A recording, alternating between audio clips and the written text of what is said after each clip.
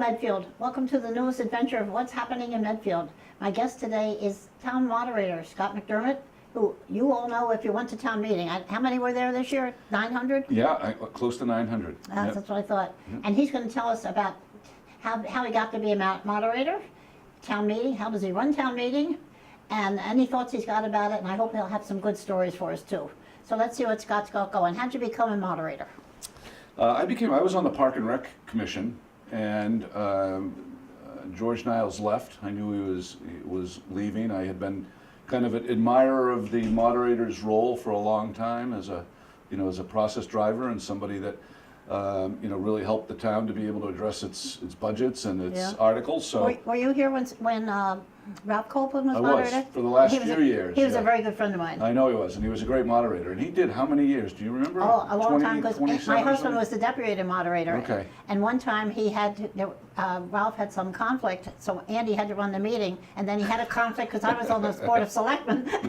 Wow. Got a little involved there for a while. Well, People were laughing. There's some laughing. I was going to say, there's some humor in the town meeting. It was. Well, I would love to have been at the town meeting that Andy orchestrated. That was fun. That would have been a lot of fun, yeah.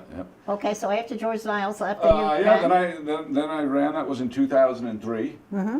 And ultimately, these years have rolled together over the last 16 years. So This was my 16th annual town meeting. We've had several special town meetings in the interim, and it's a lot of fun. I enjoy what I do. I get to be a kind of a benevolent referee. You hope. I hope. Well, that's within my control, actually, right? I mean, whatever. I can only try to set the tone that I can set and hold people to it. What was the most crowded town meeting?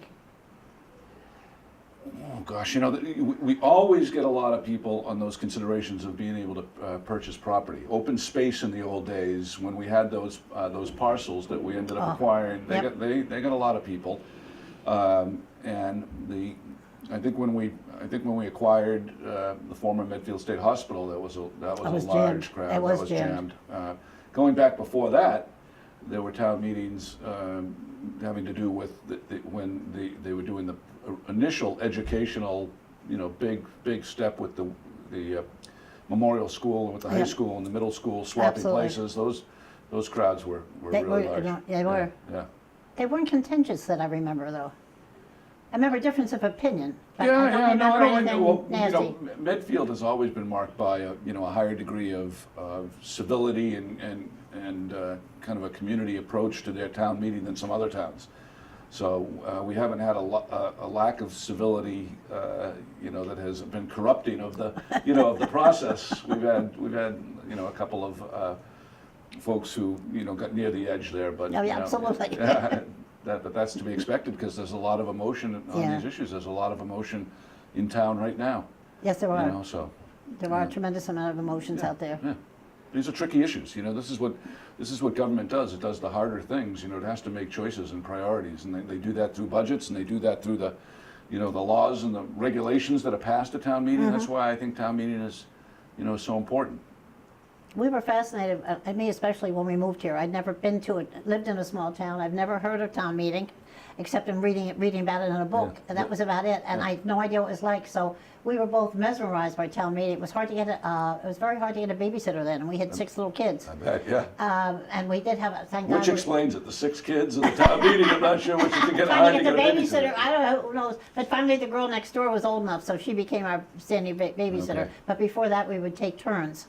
Yeah. And he would come home and I'd be waiting up, say, what did they do? What did they do tonight? And I'd go the next, because we often did 3-4 nights there. Yeah, it was more common to do multiple nights in the old days. That was before we had the consent calendar and the other things. Yeah, and the emphasis on expediency as well as, which we have to do, because there are some things that you just need to, it's standard town business, we need to move through it.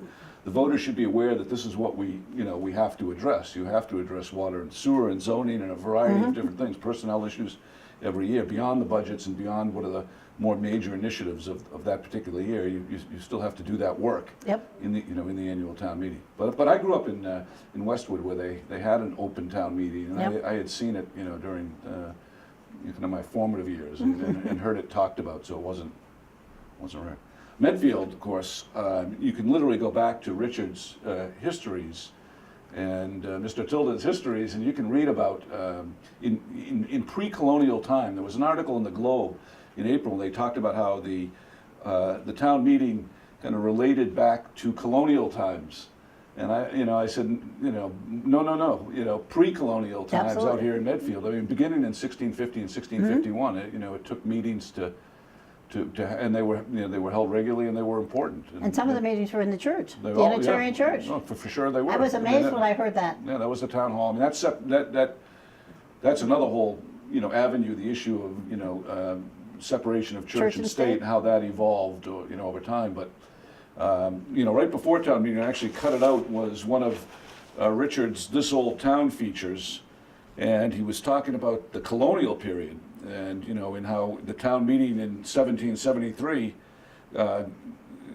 convened because they were feeling that they were being infringed upon in the same way that, the rest of the colonists were, and they voted to support the cries of Samuel Adams and to put a warning to the British government. That evolved over the next 4 years until, a couple of years later when they were voting to create a company of 25 Minutemen in 1774 and head off to the next year off to to Bunker Hill. So very engaged. And at that, one of the things I liked at that, it says, due to the crisis taking place, Medfield town meetings were being held on a weekly basis. Mm-hmm. The town then voted to double its stock of ammunition and raise the tax revenue for that purpose. And this all came from Tilden's history of it. Yeah. It is amazing.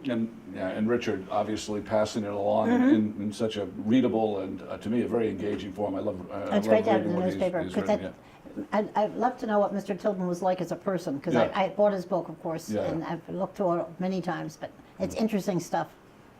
It really is. Yeah, I mean it's a great heritage to the town. Absolutely. So why don't some people go to town meeting? Now that's really a good question. So if we had close to 900 this year, I had checked with the town clerk shortly before the town meeting. I think we had 9,007 registered voters. So 1 out of 10. That effect. So we were about 1 out of 10. That's terrible. If that's correct. Yeah, we get a pretty good percentage during presidential elections. We get some percentage during congressional elections that is lower. And to me, it's always ironic that both town elections and the town meeting sometimes don't get the voters' attention that perhaps they deserve, considering how many of the the implications of what happened touch them so immediately. Schools and public safety. What we do with our young and our old in town, our protection of open space. To me, these are the things that, in many respects, have the most immediate impact. And a lot of our voters, a lot of our residents, leave it to the other folks to be the legislature. And I don't understand it. Well, I mean, you and I don't understand it, but I have a lot of friends, and it's just not an interest of theirs. They have kind of faith in the fact that the town is being governed. They come and they go. It's just not kind of the top priority. For some people, it's just not all that compelling. And we have some people that actually, still seem perplexed about, the whole town meeting process and how it all works. And it's more perplexing, this year when we come out of town meeting and we have to go into an election, which is novel in the last 25 years or 30 years. Do you have a list of all the stuff on all the questions on Yeah, the ballot? well, I looked at the ballot when it was issued by the selectmen. Just like the selectmen are the ones that generate the articles for the town meeting, they're also the ones that take those results from town meeting. In this instance, where there are kind of Proposition 2.5 considerations, and then have to convert that into the question, the ballot issue. So I'm aware of that, but I think my job is temporarily done. But I know that we will be convening again, So, and I guess all I would say, no matter which way those votes go in a few weeks, there's definitely going to be a need for the town to be in dialogue, among itself around, our financial future and the initiatives that we want to pursue. I mean, it's a very interesting time. We're at a. Yeah, I had a question. When all the years I was a selectman, if somebody called and complained about something that had passed at town meeting, I would call Carol Mayer, the town clerk, and say, "Did Mr. Jones go to town meeting?" And Carol would look it up and she'd say no. Yeah. And it happened more and more. She told me at that point I was the only selectman that had ever done that. Yeah. But it made me angry that somebody would call and complain about something when they had a right to be there and to speak, and they don't there. So then they can't complain. Well, it's absolutely a matter of public record who goes to town meeting. It's like who votes. They keep a roll in town that you could look at, and I have on some occasions with warrant committee appointments or just other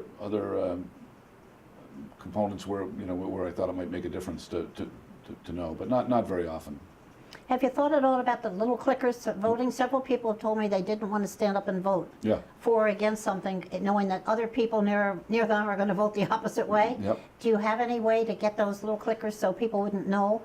So there's really two questions there. Okay. So the first question is, can you move to more technology, including remote components in order to be able to vote? And the answer is yes. Okay. So out of 351 cities and towns in Massachusetts, 17 have gone to what they're calling electronic voting, but Only 17. It's all mechanisms. But they're starting to consider that as a kind of a more common thing. It's been experimented with. There are costs associated with it. There are snafus associated with it when it doesn't go exactly right that lead to a lot of less reliability than you get when perhaps you end up having to look for a show of hands or to count people. And then, so that's one element, the whole technological side. And I think I did say at town meeting that I will get together a group of people to help me look at that question and what are the best systems and how are they being used, and are there any issues? But there is one issue that has to do with the fact that I've heavily emphasized that I think of town meeting as being our legislative body, which it is by a matter of both town charter and by state statute. So in a legislative body, a deliberative body, there's a different ethos, and that is basically that people stand up and are counted. So if you're elected to the United States Congress or as a state representative, a state senator, when it comes to making the vote, you always need to be stand up and be counted. So I've kind of thought of our town meeting, and it's unfortunate. Nobody likes to to be evident and apparent that they are voting against something that might be against their neighbors or their friends or other people's wishes. That's difficult. It's very hard.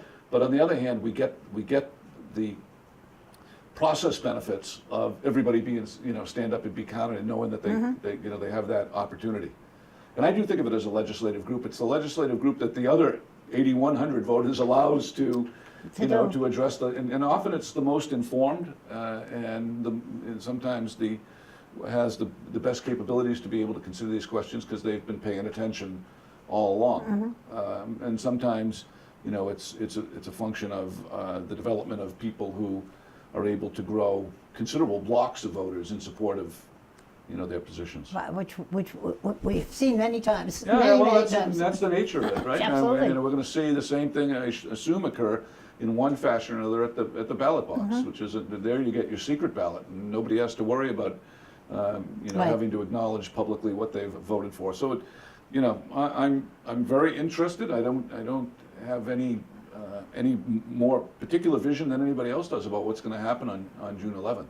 I don't either. It's just going to be. I hope people come out and vote. I hope people, think about the fact that there are on all those questions. There's 2 points of views, reasonable points of views, and they do what they think is the right thing to do. Yeah.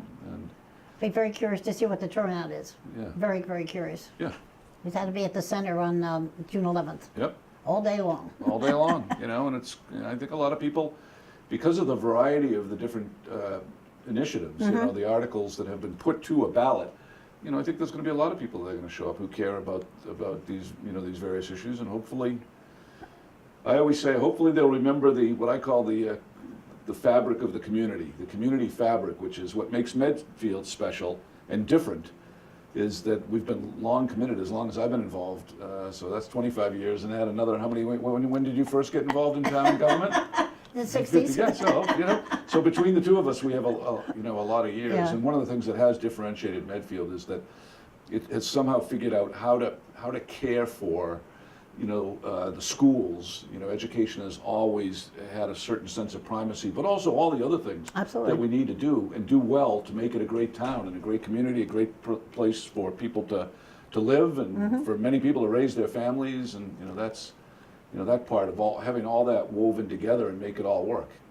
And of course, the big challenge that's is right with us today is that I did the math, and so we on our tax levy, about $41.5 million of that tax levy comes from residential taxes. Absolutely. And we have $1.5 million from commercial taxes and $500,000 from industrial. So Right.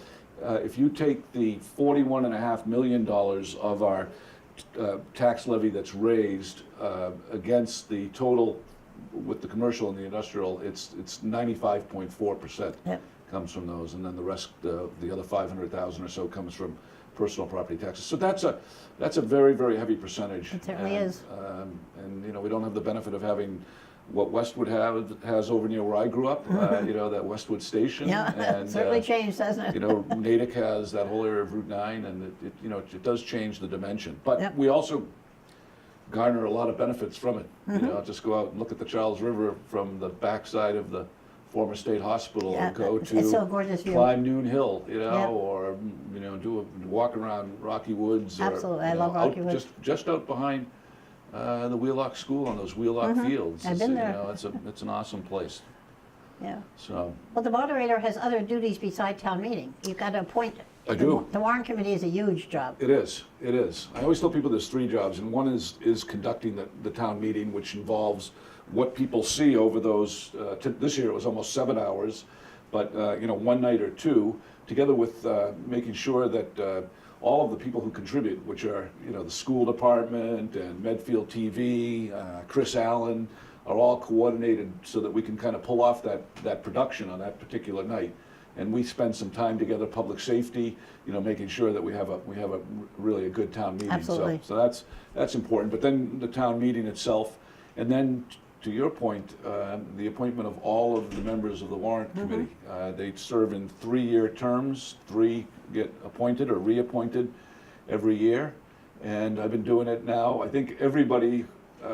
I've appointed everybody in the last 15 of those years. So Including my everybody daughter. Including my Including your daughter. daughter? Oh, yeah, including 3 selectmen, people Yeah. who went on to become selectmen, Yes, who have they been did. great contributors to our town, and a lot of other, just a lot of other people. I can't believe how much time that they're willing to put in, and, the attention that they give to these articles, and the effort they make to know. try to do their best, to try to make recommendations in the best interest of the town, but also, again, be deliberate, maybe a little bit conservative fiscally, so that we get that perspective, which is important, and so they do a great job. There's so many people who have done 2 full terms over the years on the warrant committee, and I just think about what a contribution they've made. Yeah, Ralph Copeland appointed me. Did he? Yeah. Okay. And I met, it was funny how I met him. I was walking the dog over near Memorial and Dale Street School with a couple of my youngest kids. Yeah. And I saw this guy standing there watching a Little League game. And he was all by himself, and I started talking to him, and he said, he just moved to town, and we started chatting. And, where'd you come from, and all that. Yep. And, where'd you go to school? And he said he went to Penn. I thought, oh, son of a gun. There you go. He was there when I was there. Never No kidding. knew him. Yep, never knew him. Oh, that's interesting. And we became friends. We're still good friends. Andy, did you and Andy, where were you at Penn? He went to Penn too, He went to right? Penn also. Yeah, okay, so he would have been around right there with Ralph and everybody. Right, and, but he that's was- amazing. And Mike Sullivan? And Mike Sullivan's a little younger I than know, I am. no, but I 12 mean, years. just the importance that Penn played in Right. Medfield's history. Now, my husband had a football scholarship there, and then Okay. he was an All-American lacrosse player at Penn. Yep. So he had a good time, but just to find somebody else there like Ralph, and then Yeah. to find out his wife played bridge, she joined our bridge group. It was There you go. just Yeah, one of that's those that great. worked. But he put me to the warrant committee, Yeah. and I really, really enjoyed it. I was the chairman of the first 3 years of Proposition 2.5. We had all kinds of meetings. We went back to zero-based budgeting. If you were starting a police department today, what do you have to have? Wow. And we did that for all the budgets and departments. It was a whole new thing. We were meeting time after time, and we never agreed on one single thing, the 9 of us. But would be 6-2, 7-3, 5-4, 8-1. Yep. But we never had a fight about it. It was the most Good. delightful That's a great- disagreement yeah, that I've ever been, and that's what I always thought was my goal on the Board of Selectmen. Disagreement is healthy, you gotta have it. Yep. But it gotta be decent, it has to be nice. Yeah, and there can be a tone to it, a positive tone that, where people attempt to collaborate and they, express their disagreement, and people sometimes even agree to disagree, but I've never had, within the Warrant Committee, I've had such great people who've been a part of it that almost everybody that has kind of gone through it has said that they're very glad that they did. They learned a lot about the town, they got to engage with a bunch of neighbors, they got the opportunity to be able to participate, in town meeting, and so. Do you need any new members this coming up? Well, I've met enough people. I talk to people all of the time because there are years when I've had to replace 2 or 3, and this is one of those years. I have talked to a couple of people who have served on other town boards. I like to get people who have been engaged a little bit in town activities and kind of let them kind of move through the process of learning how to be a good warrant committee member, as you know, which means you have to think, as I said, kind of cross-functionally based on the fabric of the community. You can't be thinking just about one issue. In fact, that would be really the blinking red light if I'm talking to somebody, which I always spend a bunch of time with people before I were to appoint them. If I hear that over and over again, that it's really all about one issue, no matter what that issue is, and no matter how they feel, that's to me, that's not desirous. Right. No, I was on the library board before I was on the warrant committee. It was a big help because I had some idea about how budgets worked a little bit. Yeah, exactly. They really helped a lot. But I think the warrant committee was an unbelievable way to go to be a selectman. I just thought it was a perfect step. Oh yeah, there's so much learning. As you know, there's so much depth to municipal finance. Some ways more complex than corporate finance for sure, and particularly the revenue side. Yep. And so it's. It's a real important position, and we've been lucky that we've had, so many great people who are willing to do it. And we are lucky. I think we're very lucky. Yeah, part of what I like about town meeting is what goes on display there is volunteerism. Those people that are sitting across the front, with just a couple of exceptions, are people who are volunteers. And Medfield, what turns the wheel in Medfield, within the schools, within all of the organizations here at the Council on Aging, is the spirit of volunteerism. It's a really wonderful thing that makes again a difference. I hope it continues. I expect it to continue. I've talked to a lot of people of the next generation. They're very, very committed, and so. I think that it will. I don't think it's always going to be the same. It's not the same since I came. It's not the same. It kind of has evolved in generations, not always on a straight line, more on that kind of an element, as the mantle was kind of being passed from people who had lived here in the 50s and the 60s and the early 70s to people who came like my friends and I did in the 80s and in the 90s, and then now we've got we've got a lot of people in town who've been here for 4, 5, 6 years. And they came much later, and everybody regards the town in slightly different ways. I mean, I'm sure it's still hard to think of Lord's not being on that corner, or the Super Duper over there, or these changes that come in town, and the post office downtown. But change is I think is generally good if it's change for the better. If it's the right kind of change, and it needs to. Whenever you change, you need to not only you have to stimulate that change, which I think every town needs to do in order to continue to be vibrant, but you need to preserve the core. So preserve the core, stimulate the change, and you get the right combination. And that's what we need to always be attentive of, that we are preserving the core, this volunteerism, this very positive tone for town meeting, the work that's done by the people who work for the town.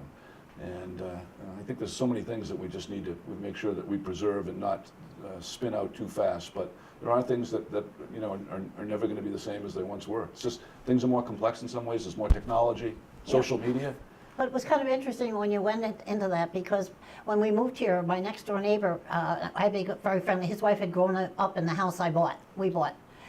But he came over, he thought that having all these kids around and the ducks, and we had chickens in the backyard, we had hamsters and rabbits. I mean, they called it the Thompson Zoo. But he came over one day, and some people had been stopping by, and he said, he said some of his friends were complaining about the development in town. Well, it was Pine Needle Park, was Indian Hill, all kinds of all Sure. over the place, and Long Meadow Road, Marlboro. But he said some of his friends were complaining about all the development and all these people coming, and he was talking about basically my generation Yeah. coming. Right.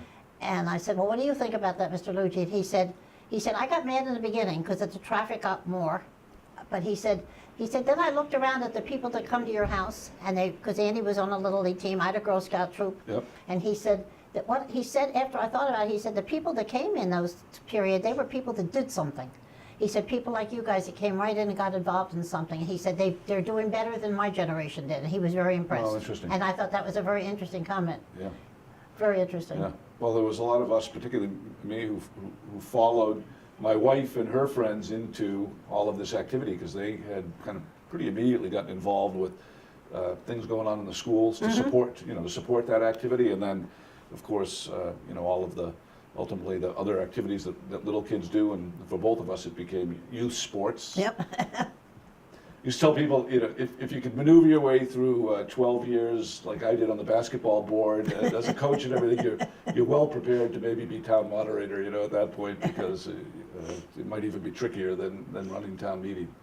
But all this volunteering helps a lot when you go to something like town meeting, because you can hear what other people are saying better, because you've been there.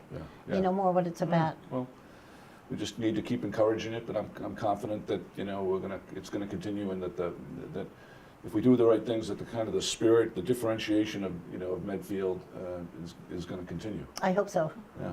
So. I do hope so. I have grandchildren in the town. I want it to stay a good place. I really do. I think it will. I think it is. And there's all kinds of really great things still going on in town, being initiated. Mm-hmm.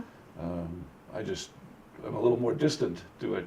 Yep. There was a time when I used to go for a run behind Wheelock School, and they would be having the 3-on-3 soccer tournament. Yeah. And I look around and I say, I must know everybody in town. There's every familiar face in town, and I say, wow, I know everybody. And then a couple of years ago, I was running by and I looked around and I said, I don't know anybody in town. Certainly not anybody at the 3-on-3 soccer tournament. So I'm glad I stay involved because it's a good way to get to know people. It is. It really is. And there's been great people in this town. We've got a lot of really wonderful friends who have been here with common values and for the same reasons, and try to have a family, raise the kids, and have it be a great place to live. Yeah, we found it by accident. You knew about it because you grew up right next door, but we were being transferred here, and we were living near Trenton, New Jersey, and we thought we were going to go to Minnesota, and Andy went out on a trial with the boss, and he called. I said, how was it? And he said, I couldn't even breathe when I got off the airplane. It's so cold. And he said, the boss just said there was an opening in the same job in Boston. What do you think? And I said, what do you think? Because it's your job. He said, I want to do it. And that's how we did it. And the man he was replacing knew somebody that was renting a house, and I was very pregnant with the 5th child, so we rented the house and bought it. It was all luck. Yeah. Well, it's luck and a good fortune for Medfield. I'll say that much. I'll tell you, it was a good fortune for us. My family loves the town. Yeah, that's great. That's great. We're very lucky. Yep, and we've been thrilled to have Barbara for a couple of terms on the on the warrant committee. So and my boys coach teams. Your boys, yeah, I've known them. Some of your grandsons have played on some of the sports teams with my boys and stuff. So it's really a great thing. We're lucky. Yeah. Do you have anything else to add about your job as a moderator? The only thing I thought of as I was driving is that in the work that I'm doing at the management school, I'm doing a lot with improvisation as a skill, as a way of looking at things, and fascinated by the yes and mentality that that helps to spawn innovation, the way that it contributes to teamwork and engagement. But then it occurred to me as I'm driving over here that there's no script for town meeting, every year. So in a way, what people are seeing is the town, improvising its way with some, hopefully guidance on my part and a good job by a lot of people, contributing a lot of good information that allows people to be able to make their decisions. We come to these, determinations, and this time the voters get to weigh in June. Yeah. So last thing I'd say, I guess, would be to urge everyone to really, look at these issues. Look at how the future of the town is going to evolve, and then go and vote. Make sure you go and vote. Or don't complain. Or don't complain. Yeah, thank you. Thanks for having me. No, I'm glad you came. I really am. I'm very glad, Scott. I appreciate it very much. Anytime. Okay. Thank you. Well, thank you, and thank you for watching Medfield TV out there. I hope you'll listen in, and I hope you get ready to vote. However you vote is your business, not mine, on June 11th at the Center. And again, do come to town meeting because you're going to find it a very, very interesting thing. So thanks for watching Medfield TV. Thank you.